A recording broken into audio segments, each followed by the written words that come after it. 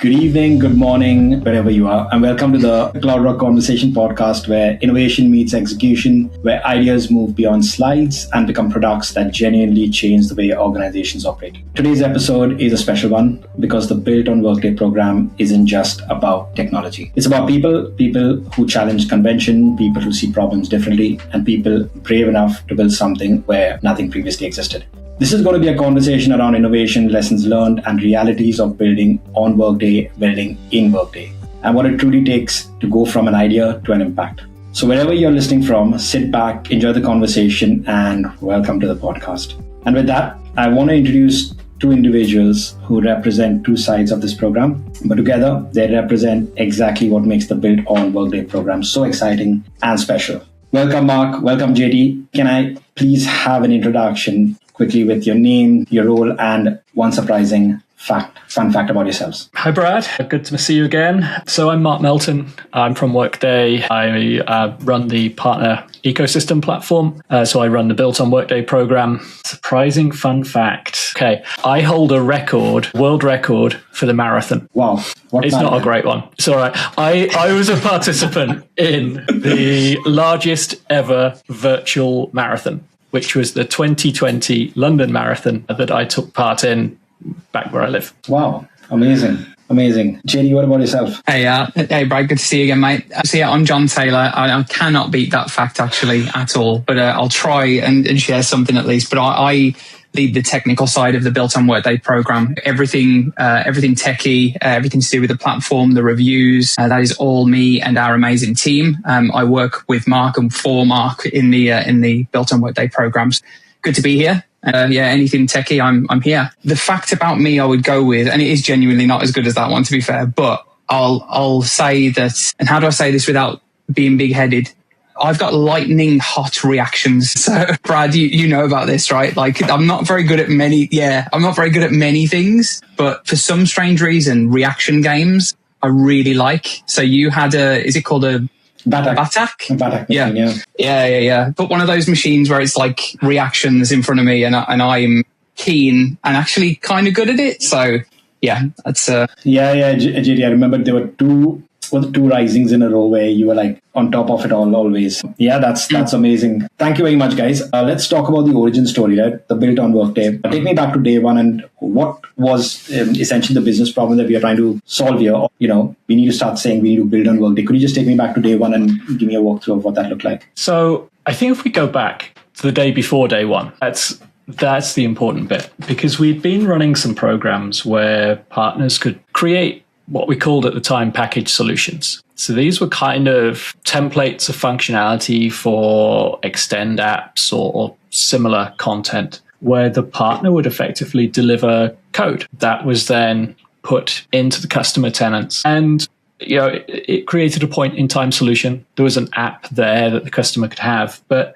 we were getting a consistent message that this wasn't quite hitting the target, because what the customer wanted was something that was supported and maintained. It wasn't just they wanted a point in time solution of I've solved the problem now, but what about 3 months time? What about 12 months time? They wanted something that would actually support them in an ongoing way. So that was really where we were looking around for how do we take what partners are doing in that sense and turn it into something where they're creating genuine product, because that's what we think the majority of our customers want to buy. They want a piece of technology that solves the problem for them, has a predictable cost, and somebody else is on the hook for support and maintenance. I think, Mark, you're right. I spoke about day one, but day zero, there's plenty of thinking and plenty of thought that goes into, before the start of something, almost a marketplace of sorts. And I think there are always going to be skeptics, right? What ifs?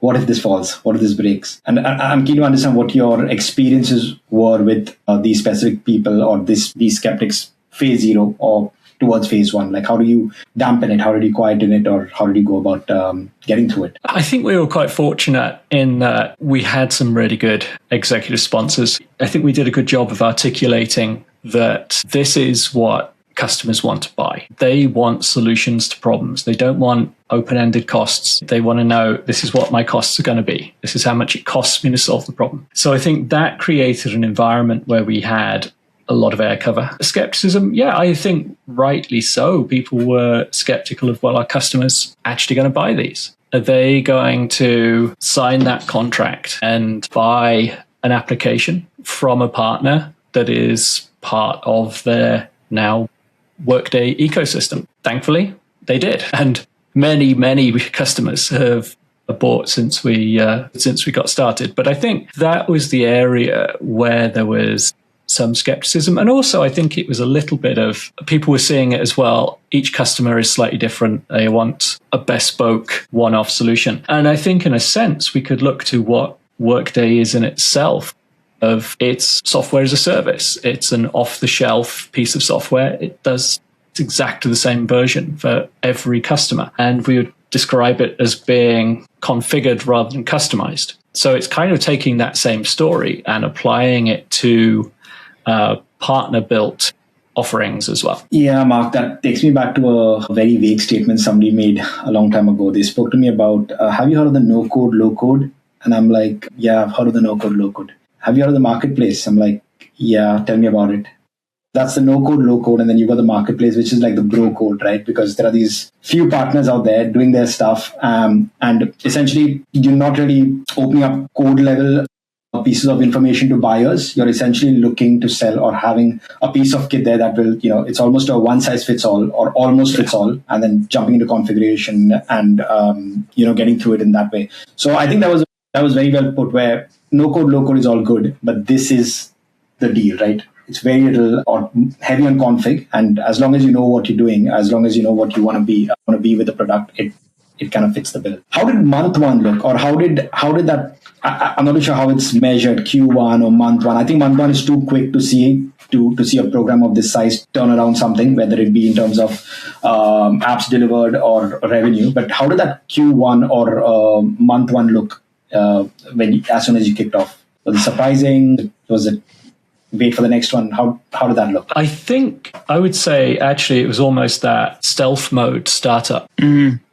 It was getting program guides. It was getting back office systems. It was getting to the point where we could take transactions. That was one part, but it was also getting in place all of the platform and technology and the processes that go around that to ensure that we had quality control and everything else. So John, do you want to talk about that? Because that was kind of your area of expertise. Yeah, for sure. It was really fun because we had to design, an end-to-end process for these applications to go through, a funnel with the appropriate gates, at each stage to ensure that the concept was appropriate, that it aligned to our product strategy, that it didn't conflict with, our own product roadmaps.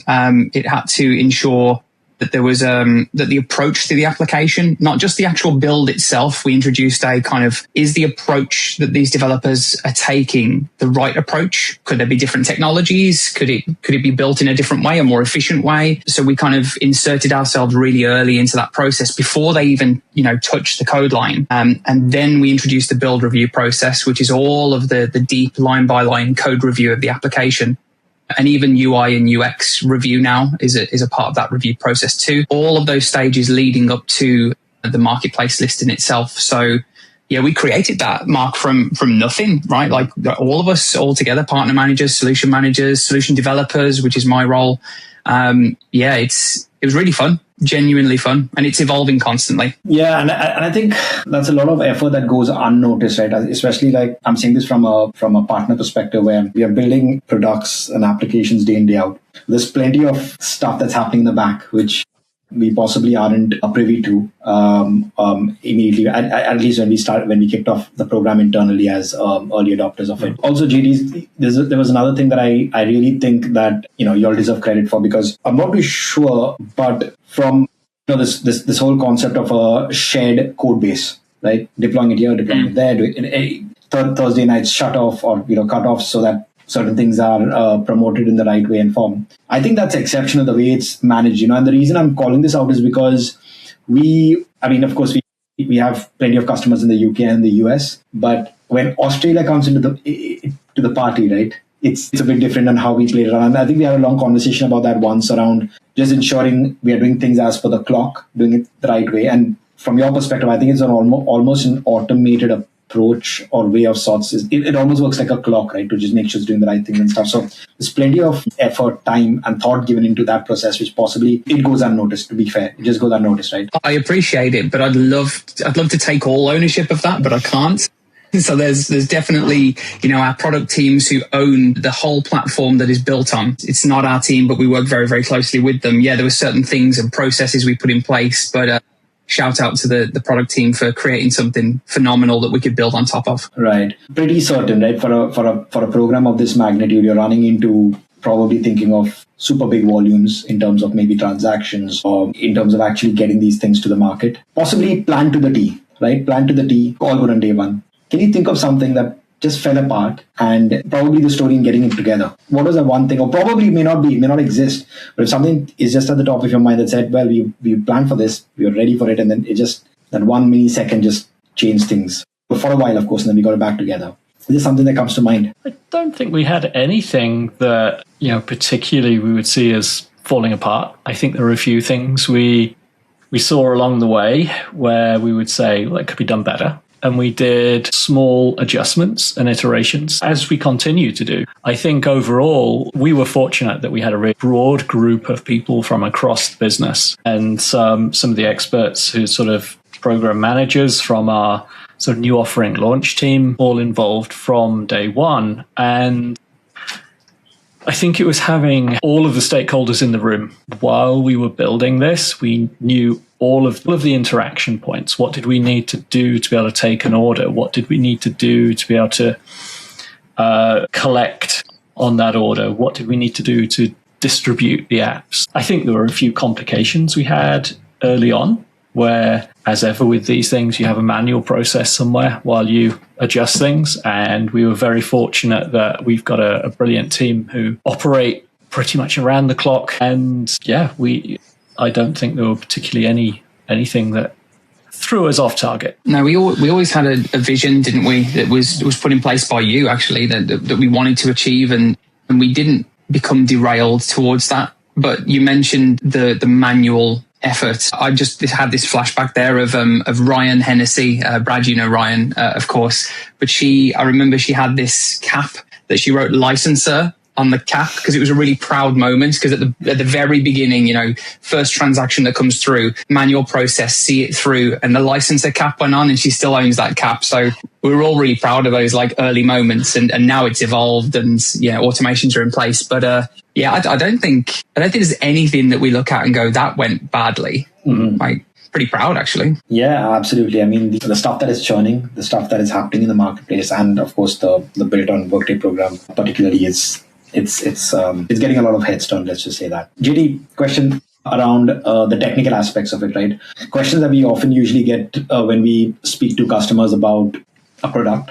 Firstly, is it certified? Who's certifying these things? Secondly, what are the levels of diligence, or what kind of diligence are you going through to make sure that it's a Workday product? Oh no, but it's not a Workday product. It's a CloudRock product, or it's another partner's product. So how does Workday play into the mix, and what is their role while you get this market to marketplace, or while you get this app into marketplace? Do you just want to double down on how you and your team get involved in getting this to the right place? Yeah, we want to make sure that the applications, we trust our partners. Our partners are put as a baseline, especially CloudRock actually, are phenomenal builders. But we do have certain guidelines, best practices we adhere to make sure these applications are robust and scalable. And me and my team, we have to stay cutting edge on the technology. So we know exactly the newest releases, and if something is released, what does that then mean for existing applications and new applications coming through? So our review has to be, cutting edge as well. To go back to your point about what is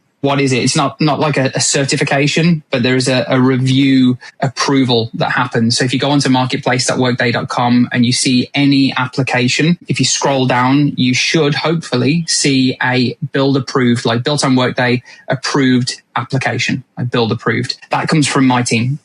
So we go through those applications. You've been through the process many times, Brad, successfully every time, sometimes without any actions as well, because actions are the things that stop the process and you have to change. So I've seen a few of your apps without actions, which is awesome. But yeah, that's where we interject and we kind of steer and ask for adjustments. And then only when it's approved and we're happy with it, that it's a scalable solution, that it is true software, it's configurable, not code, and it's suitable for the marketplace, do we then give it the seal of approval, and then it can go through to marketplace. So it's support, it's a kind of backstop, but it's also guidance, for how you can make the application as good as possible. Awesome, JD. And just want to spend 30 seconds more on a few things, or rather on three things: concept review, approach review, build review, right? How do we know when we buy this product? This is the question that our customers ask. We're going to buy this product off you tomorrow. How do we know it's not going to be on Workday's roadmap the week after next? So this is where you're exactly right, Brad. We don't want a partner going through all the effort of building an app only for it to appear as core Workday functionality 3 months later. That's not good for anybody. So we have a really close relationship with the product and technology team where we work with them.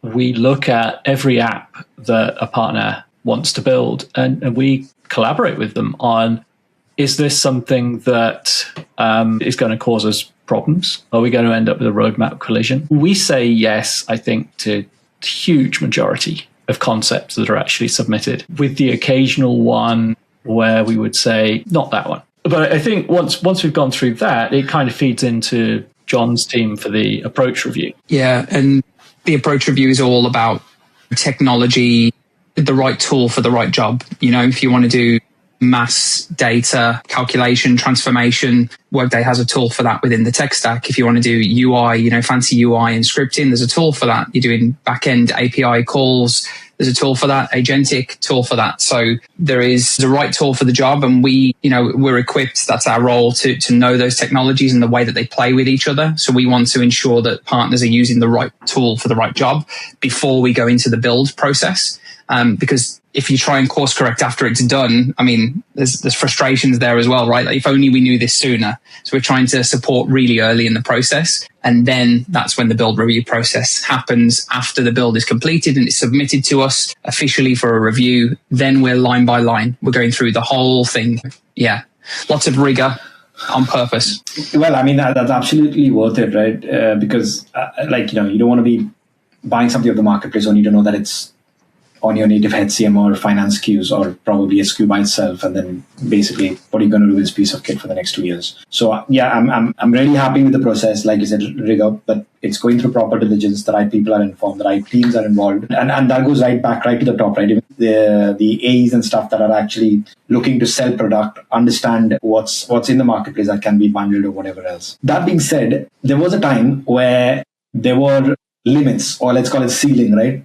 They were from a technical standpoint or from a capability standpoint, somebody was hitting a ceiling, and probably we're looking at reinventing processes, reinventing capabilities within Workday, and then Workday Extend was born, right? Workday Extend came into the front, and people getting certified, people buying the Extend SKU, building on top of it. And then fast forward 2 years later, we're now talking about the marketplace, built on Workday program, where it's buy. The question probably in most customers' minds at this point of time is the forever thought of build versus buy. What are your thoughts about this, guys? What are your thoughts about this? So I think that it comes down to, inside an organization, you have limits on your resource. This isn't just the resource to actually develop an app. That's getting easier. I think as we add more tools in, writing the actual code, I think the challenge is becoming more of, what is the app that you need? What's the functionality it needs? How do you make it comply with regulatory requirements? How do you make sure it meets the standard? How do you make sure it has access to all of the data that it needs? That problem remains. So I think that is where you can look at solving it internally. But I think you have to have that honest assessment of, do we have all of the skills, knowledge, and data in-house that we would need it? Building apps is not just sitting down and writing code. So yes, there's an argument to say you can build it internally. You can give yourself a unique edge by building this yourselves, where you are the only company in your market where you have this. But what I would say is gaining a genuine competitive edge of, making more revenue or saving cost or, better regulatory compliance or lower cost regulatory compliance. That's really hard in the back office space. It's most organizations I see focus their development work, their development effort on their front office product because they've got more space to differentiate. So that creates a very big opportunity where buying, if there's something available off the shelf, is most times the best option for that customer. I have an example as well, actually, of that particular situation with me. I'm the kind of subject, I guess, of this one. So before I joined Workday about 4 years ago, I used to work for a customer, and we got Workday Extend and started to play around with it, as a tool. And I was leading the development, but I had no experience with the tool, and I was tasked with building an application. And I built the app, but it wasn't, as cutting edge as it should have been or could have been. I didn't really have a subject matter expertise on that particular subject. I just was a problem solver and a developer, and I had limited experience. I know now for sure that application has been retired, probably because I was directly involved in it. Was it the right call? Was that the right decision to make at that point in time? Maybe not. Maybe it should have been a buy. Maybe there was someone with particular, experience, subject matter expertise and experience as a developer, more experience than me, that could have helped build this application. It took me a fair amount of time to become what I would claim to be an expert, to really brand myself with that. And I definitely wasn't it at that point in time. So build versus buy, there's a few variables in that, isn't there? So yeah, it wasn't the right call for us at that point. JD, just out of curiosity, what was the app? It was called Workplace Adjustment Passport. And the reason I say that there's probably someone who has more experience is because CloudRock has built that app. You won the hackathon with that one, right? Yeah, that was I think back in 2024 DevCon. That was our biggest story, the workplace adjustment or the readjustment. And I think, Mark, that's the first time we met. Mm-hmm. And then, we were soon introduced to the Built on Workday program. So to me, that will forever be my historic moment. It was our first app on the marketplace as well, and our first sale on the marketplace. So I think for me, that's that. And JD, you were directly involved with that as well, because we went through the proper review and thing with you. So yeah, I think that was quite historic for me. When I looked at your application as well, I was thinking, this is how I should have built it. Right here, So it's a choice for everyone. You can build or buy, but it takes an investment to be able to build effectively. Yeah. Thank you for that, JD and Mark. And also, I think from experience, like based on what you were saying, there's always this middle ground, right? A blended model, right? I want to build stuff that I don't want to share. Why should I reinvent the wheel if there's something already available in the marketplace, right? For example, you've called it the Workplace Adjustment Passport or probably a bank verifier app. If it's already out there, probably I'm paying lesser for it, because what people or what organizations don't understand is the investment is not only buying it today, but it's making it the best version of itself every time Workday come out with something innovative, right?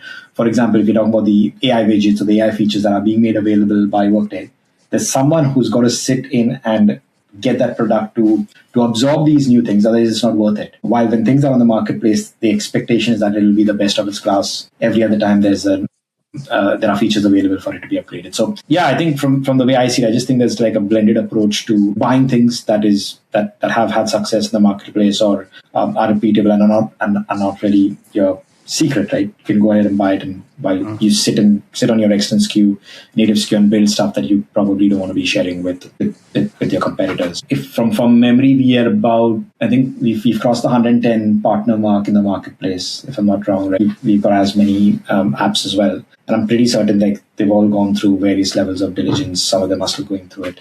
From your experiences, you've seen many of these companies do this right now, right? Start A to Z. What are the top 3 ways organizations are self-sabotaging their work tables or killing it? Ooh. You know what I mean? So I've got one I'll start with. Shoot. I think it's sometimes you can find a problem that you find a technical solution to a problem. You can build an app that solves it. You can get rid of a manual process and some spreadsheets, and everything goes with that. But I think it's making sure that you actually focus on, is it a problem that really needs solving? Is it a problem where there's value in solving it? Because it's perfectly possible to build an app that solves a problem that, maybe it's once a year process or something like that. It could well be that actually just leaving it as is and solving it manually is actually the best way to do it right now still. Yeah, it is a good one, to be fair. From my perspective, I guess, I think setting the right foundation for an application as well, like doing the right things up front is important. So we were saying about the concept reviews and approach reviews, but really thinking about how you want to build this thing and how you can future-proof this application. Because if you build it a certain way and then something happens and you need to make adjustments, if you didn't build it with kind of like future in mind, that application needs to go through kind of radical change to accommodate that new adjustment. So there's those things first, like setting the foundation, taking the time to build it correctly. But then there's also the marketing angle, isn't there as well, Mark? Like the whole thinking about marketing before you've even put your hands on the keyboard. Yeah, I think there's multiple things you can do where you can undo yourself before you started. I think one thing I have seen there as well, where I'd urge caution, is it's great to have a design partner customer who you can build with, but you're building an app, it's a product. The intention is that this is something that will be purchased by multiple customers. I think there's always a risk of overfitting if you're ultra focused on one design partner customer, and almost stepping back a little bit and saying, okay, well, let's build something that meets their needs. But let's make sure we've got that degree of configurability in there that means it meets many customers' needs as well. I think that's really important, because then that's what gives you the potential customer base that is going to make it a success. Reusability and scalability, I think, yeah, that's really key. What's the thing that your stakeholders still misunderstand even now about this program? Is it built or build on Workday? All the time. Oh my God. So for clarity, it is the built with a T on Workday program. So yeah, I think that's one thing. We still do get a couple of people who get a little bit of confusion about, do you need an extend license or something like that to use the apps? No. Built on Workday apps. There's no marketplace SKU. There's no underlying technology SKU you need. It's just the app. If the app is dependent upon a functional area like Fins or recruiting or some of the other areas of Workday, yes, you need the functional SKU, but there's no underlying platform SKU. I 100% agree, Mark, because just as recent as last Thursday, it was last Thursday at Elevate, as recent as that, there were people coming over to the booth. JT, you and I were at that booth that day. There were people coming over to the booth, looking at a few things, and they were like, okay, this is interesting, but I don't have an extend SKU. So it's going to be a very expensive conversation, isn't it? And I was like, no, hold on. If you buy the app, you don't need an extend SKU. What was really interesting was that it looked like they did some finding or some research before that conversation, because they were talking about conversations around the dev center or conversations, that probably Workday extend developers will talk about. So there was some level of diligence or research done in some direction to see how they could possibly adopt these applications from the marketplace. But I think what surprised me was the fact that they still believed that they needed an extend SKU or an extend license underlying. And the savings was essentially, we don't have to build, but we still need a license to procure. We don't have to build, which means we get a vanilla flavor of the product and we can do what we feel like with it later on. But that's from where it was coming. But yeah, I think we've been through this like a few times. I've been through about 3 risings and had conversations with people, and I'm never surprised when somebody speaks to me about this and say, yeah, this is cool, this app is good, but you know what, we don't have an extend SKU to support it at this point in time. And I'm like, come back, let's start all over again. But it's one of those things. It's these are pretty interesting conversations. There was another one which I felt was pretty interesting. I'm not sure if you all have heard something similar, but there was this one customer that came to me and was talking to me about buying the Built on Workday SKU. Right? Let's buy the Built on Workday SKU. And I'm like, what is the Built on Workday SKU, right? Because we've heard of the finance, we've heard of the advanced comps of the world and time maps. So what is the Built on Workday SKU? It almost felt like you buy a set of credits and you can pick and choose based. So basically, the new currency in our world is credits, right? So we're going to sell the workplace adjustment password for 25 credits. We're going to sell the bank verified app for 10 credits or whatever. You buy the credits from Workday, and then you can decide in your basket, in the marketplace, you can decide what you want to bundle and take home. I thought that was pretty interesting. I thought that was a very good way of thinking about it, where we go to Workday, we tell Workday, we don't know what we're going to buy. We don't know what we want to buy right now. But what we would like is some credits or some flexibility here, and then we go to the partner accordingly and have an opportunity to pick and choose what we want. I thought that was pretty interesting. I'm not sure if that's something that's one for the future or what, but yeah. It's not something we do at the current time. It becomes, with so many parties involved, it becomes a very complicated situation. I think we may revisit that decision in the future. But as we do with anything, we continually look at, is it working as we would want? Is there a better way of doing this? And potentially we review it. But right now, no plans for any change from what we're doing. Awesome. Mark, based on that as well, again, bringing it back to the marketplace. We were part of the early adopters of the transactionability in the marketplace. I think that's pretty cool. Because, people could, or organizations could actually purchase products straight off the marketplace with, look at live pricing and stuff there. I think that gives the essence of a real marketplace in terms of transactionability. And again, I think that's shout out to the guys, the marketplace guys. I got a marketplace mug, by the way, as early adopters of the program. So shout out to the marketplace team who got that going from a transactionability perspective in the marketplace. I think that was an ace move, really, really, really forward looking. If someone were to start a build-on journey tomorrow, partner XYZ, what's the first thing you'd like to advise them about? I think I would say it's find the right use case. Think about the value of it. Think about who is going to buy it and why should they buy it. And I think that will give you a really strong direction and almost an anchor of why are we building this. And make sure that it's addressing a business problem that has value. That seems to be the single biggest thing for me that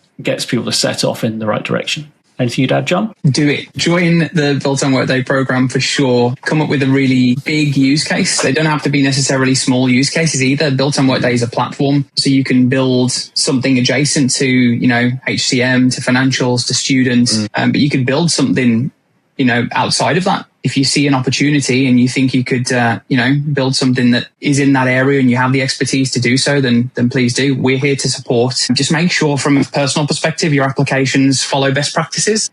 Always helps with the build reviews, keeps it easier for us. But have a go. There's opportunity there. If you want it, go for it. Awesome. How do you all as a team measure success of this program beyond ROI, right? So probably sort of metric that you're most proud of for achieving it in a short while. What does good actually look like day to day? What is that? So I think for me, it was a milestone a month or two ago of when we went past 200 apps available in the marketplace. I think that was where this became very real, of the volume of effort that our partners have invested in this, the number of customers who've got involved and bought these apps to build and drive that market. That was a big milestone. Yeah. Did you say 200, Mark? It's crossed 200 apps, yeah? Yeah. Wow. I think we were at 201 this morning. Wow. Okay. Give us another weekend. We'll try and make it 202, 203. Wow, 200. For some reason, I just kept thinking it's like at the 160, 170 mark, but 200 is crazy magnitude.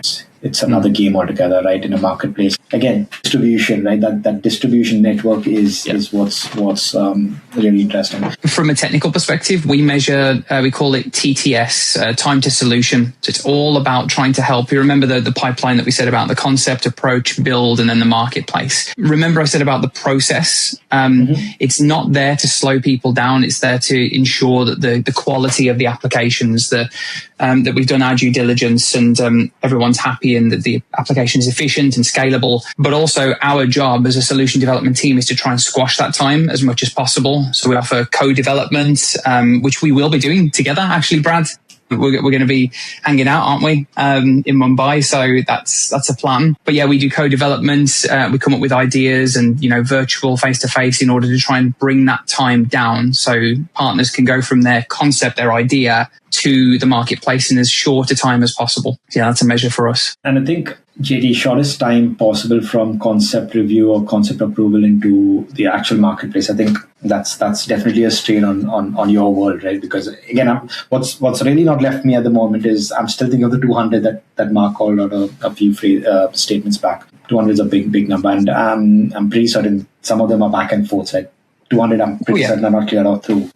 That's a lot of work. Any decisions that may have felt scary at the time but turned out to be spot on? Most decisions are, but I'm keen to understand there's one specific one which was like, should we not? Oh, it's done. Oh, fantastic, guys. Well done.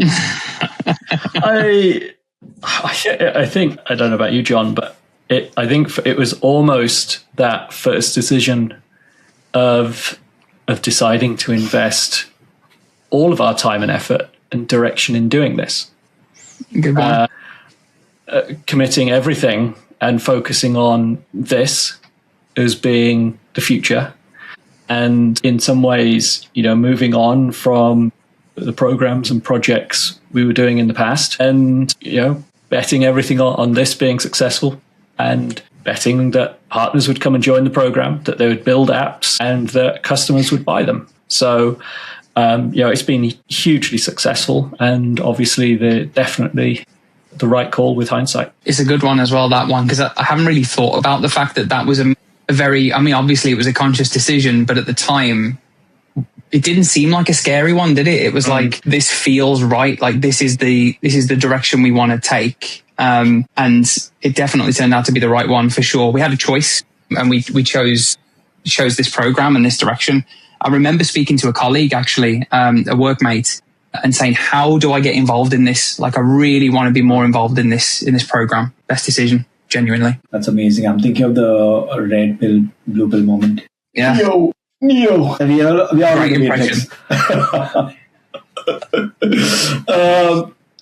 We've got many professionals, many colleagues that have moved right from different ERPs into the space. Many people that I know personally have been comparing extend bolt-ons to other ERP relevance. What's something from your personal experience that you had to unlearn from any other ERP or platform projects to get this tunnel vision? What do we need to just throw off our experience and mindset to get into a tunnel vision mindset to make this built on Workday program run? I think it was a conscious decision early on to look at what others did, be aware of what they did, but not slavishly copy it. It was looking, I always look at this, if people make decisions historically based on the facts as they see them at that time that meet their circumstances, and and that they make the right decision for them at that point in time. To then just go and repeat something of, well, that's how Acme Corporation or whoever made their decision, did what they did at the time, without actually examining, well, what were their circumstances? How did they make the decision? Why did they make the decision at the time? And comparing it to the current market, the current environment and point in time, and our own circumstances. They're different. That might lead you to make a different decision about how you implement something. Right. Talking about the future, where do you see the built on Workday program in 3 years? What changes everything, or what are we looking forward to? I think it's tremendously exciting from the perspective of the scope of what you'll be able to build, the new capabilities that will be coming into the platform, the scale of what you'll be able to build. I know, obviously, the word that everybody talks about is AI and agents. Absolutely. All of that is going to be appearing. But I think the really important thing is you have to think about the certain things that agents and AI will replace. And absolutely, it'll make it easier to implement them. But there's so many areas where there's almost these hard points of you need specific data or you need specific regulatory compliance. And it may be that you just cannot use a generic AI platform to do that. That's where you need to build in, and you need to work with those expert companies who have that insight, that knowledge, that data to be able to do that. And I think as well, there's an enormously powerful synergy you can get by creating agents that work with applications. Agents are great at performing a task, automating a task, solving complex problems, or in that sense that they can do lots and lots of steps one after the other. But as soon as you get something where things are a little unknown, or you may need human interaction as well, that puts you squarely into this space where a combination of an app that stores state and data combined with UI elements for human interaction or prompts for asking questions back to humans again is incredibly powerful. So I think what we're going to see is the type of use cases that partners will build on the platform will increase in complexity and scope and create tremendous opportunities for our customers to concentrate more of their solutions on the Workday platform. I mean, Mark, like you said, right, every other conversation that is happening nowadays has AI, ML, A2A, MCP. Right? These are the conversations that are just, these are more than buzzwords now, right? It's coming up everywhere. And now with, of course, the involvement of Sana AI and the capabilities that it brings, what I'm really excited about, or what I've seen in terms of what it brings to the platform, is the agent builder. Right? I'm looking forward to it and seeing what we really can use it for, what we can really do with it. Is there anything that you see or you'd like to see in terms of a build, an application, an agent capability that probably isn't there just yet, but you do have a thought and said if somebody can land that, it would be pretty sleek? I mean, part of your team, Mark, is a persona called solution management, right? So their role is entirely find those spaces, right? Yeah, I think there's prime opportunities of looking at who Workday customers are. They're retailers, they're manufacturers, they're financial services institutions, they're healthcare. All of those industries have sort of verticalized application needs that often need to sit closely with their people data or closely with their financial data. That's really where there's prime opportunities to build verticalized apps entirely within the platform, where security and data access and audit, they're all provided for out of the box. So I think that is really what I think we're going to see change over the next. Maybe like a fantasy football app or something non-businessy. Like, I mean, yeah, what would you build? I'll turn it to you, Brad. If you could build anything that isn't, like a businessy app, what would you build? What do you reckon? I think it would have to be something that is very, I think you've already called it a very football centric, because I love football. Mm-hmm. Always looking at the opportunities to gamify things, right? And if I could use Workday extend, and as part of the built-on marketplace, we also have the ability to use Prism. So again, churning large volumes of information, large volumes of data with a solid, sleek extend front end. Throw in an agent or two. Yeah, if we could do something around football, that would be amazing. I'm thinking of football. JT, if I remember correctly, you are a football manager of sorts. Am I wrong? Manager? I don't know about that. A football coach. Yeah, you remember my other accolade, I guess. I used to be a fully licensed FA coach. Yeah, I can kind of tell people the good things about football, I guess, and how to play. But yeah, very out of practice on that one. Good memory. Thanks, JD. I'm just going to pivot away a little from the program, from the built on, to the people, right? Mark and JD here. If I had to ask you all one book every program owner should be reading, what would that be? That's easy for me. Go on. There's a book I found a few years ago. It's called Innovating, a Doer's Manifesto. It's by Luis Perez Breva. It's essentially a book that guides you through problem solving, where rather than trying to solve the whole problem in one bite, it's solving it iteratively. It's that, where do you start? Well, rather than sitting around discussing where to start, actually picking up the tools and starting is often the best thing to do. And you learn more by actually doing and making that start. And then you can actually begin to iterate and pivot and go in the right direction, rather than endlessly sitting there trying to work out what it is that you're going to do. Is this the bookmark that was fail and fail fast? Because you taught me that as well, early days. Yeah, it's one of the key things in there.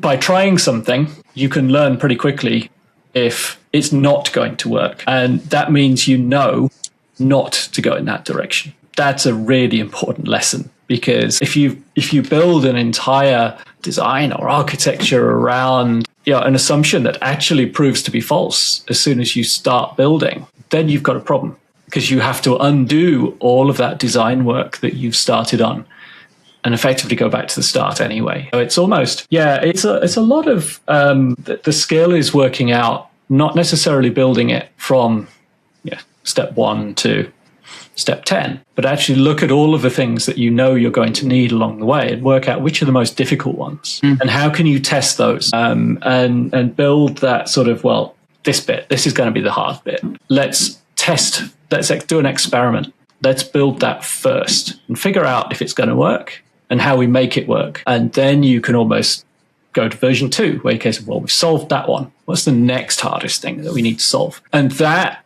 is the key to uncovering the bits where things are going to break. And the sooner you do that, the better, because you learn so much more about the problem you're solving. I think, JD, that one line, I want to hold on to that because I've never heard of that before. Fail and fail fast. Yeah, it came from the book or came from Mark, yeah. Never heard that before. Fail and fail fast. Yeah, it's an interesting one. I'm going to hold on to that. I live by it. I fail a lot. So Mark told me it's okay. So that's fine. Good stuff. Good stuff. All right. Can you complete the sentence? A bad built on Workday implementation always starts with a... Oh, maybe it loops back to implementation. Because I was thinking from a built on Workday perspective, just like the foundation that I mentioned before. Like, did you put the right foundation in place? But implementation is different. No, I mean, in principle, it could be the same thing, right? If you're not thinking about where you're going to land, you're probably just shooting in the dark for a while until you realize no one's around. So I'll take that. Foundation. I think foundation is key, right? You just got to really, really crisp clear. Mark, what's the most underrated skill in enterprise software? The most underrated skill in enterprise software, I think I would say it's maybe business architecture or value management, of actually being able to step back and see the whole problem that you're solving and why are you solving it. And I know there's always lots of cases where we're too focused on the little bit of the problem they're solving at a time, rather than, well, actually, maybe we just take a step back and see, do we need to even solve this at all? Maybe there's a completely different way of approaching this problem that does away with where we were blocked. And I think it's that ability to visualize the whole problem and comprehend how it's going to work, but not the problem from just the technical angle, the whole business angle. We're not building software for the fun of it. We're building it to solve business problems and bring value to our customers. And I think that is, having the skill to be able to tie everything back to that is, to me, the biggest thing that people need. I think, proper underrated skill. I never even thought of that, but that's well said. JD, question to you. One word that describes the built on Workday community. Community. Smart. Because every single application that has come through, every built on Workday partner, so there's 110 plus partners and 200 plus applications now. There's not a single one, like a single partner who has struggled. There are some who excel, who are absolutely exceptional, but no partner has struggled. Everyone who attempts this has got the right skill set, the right mindset. They're smart individuals, developers and non-developers. The whole community is clued up. They know what they're doing. And there's some quality things happening and more to continue. So I'd go with a simple answer, I reckon. Smart. Cool. All right. Last one for the day. You're at DevCon. You're at the hackathon. 10 minutes to pens down, right? What's that song on that playlist that you would like? That will get you through the last 10 minutes, right? Remember, it's a 24-hour hackathon. You've been up through the night, and it's pens down in 10 minutes. What do we do? What song? I'll say, actually, Mark, you created, was it 10 minutes to the end? You did a whole thing, right? It was curated. You go first. What would you say? Right, 10 minutes to the end. I think everybody's flagging a little. You need a little more energy in the room and a bit of fun. So I'm going to say it needs to be the Time Warp from Rocky Horror Picture Show. Very good. Very good. Jay, what about yourself? The final countdown. I'm going to go the opposite. Ooh. The final countdown. Oh, what else? Under Pressure. Right. So those two, because I want to add a little bit of drama to the room. So we've got different answers there. Very, very opposite. Yeah. Well, if we were allowed two, I would also add in right at the end. The last one has to be Stand and Deliver from Adam and the Ants. Classic. Because that's what they're going to do. Yeah, I love it. Very good. Very good. Cool. So I'll keep a watch on the Spotify list this time when I'm at DevCon in Vegas. So I think that's it up, guys. Thank you very much for your time today. I know you are super, super busy. Mark, my question was, where do you get time to read these books where do you get time to read these books? Because every time I'm asked a question about reading books, I think the only books that I read is the deployment guide, the configuration guide. you know what I mean? I struggle, but I think I really, really appreciate your time today. Thank you. Thank you very much for coming to the podcast. We will meet in person in a couple of weeks' time at DevCon, and looking forward to meet you all and have a chat with you all. Thank you very much once again to everyone listening. If today's conversation sparks something, don't sit on it. The best time to build was yesterday. The second best time is right now. So thanks for tuning in. And thanks to everyone for listening to the CloudRock Conversations. And we will see you on that next episode. Cheers, guys. Thank you very, very much. Thanks, Brad.